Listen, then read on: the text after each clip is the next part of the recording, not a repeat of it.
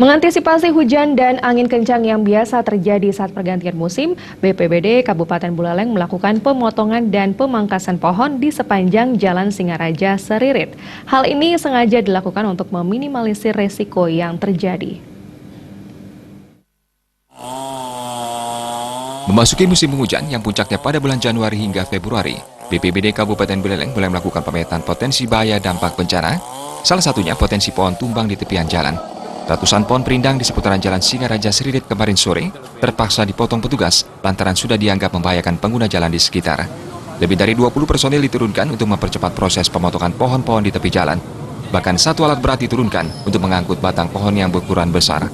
Kepala BPBD Kabupaten Buleleng Made Subur mengungkapkan, pohon-pohon perindang tersebut tidak hanya membahayakan warga sekitar, melainkan drainase dan bangunan-bangunan yang ada di sekitarnya. Tidak hanya itu, tim lapangan juga terus memonitor dan mengkontrol pohon-pohon yang sudah layak ditebang. Monitoring tidak hanya dilakukan di wilayah kota saja, melainkan akan menyasar daerah-daerah yang rawan bencana pohon tumbang.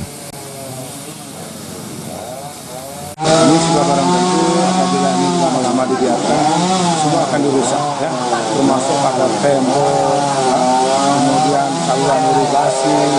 Ini tentu segera kita akan adakan pemakaman.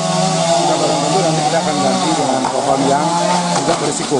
Sangat rentan apabila terjadi hujan deras, angin kencang ini sering roboh. Itu ada berapa pohon Pak yang akan di... Kalau kita inventarisir kurang lebih hampir 100-an. Ya, 100 pohon kita akan selesaikan nanti yang menggabung akses jalan.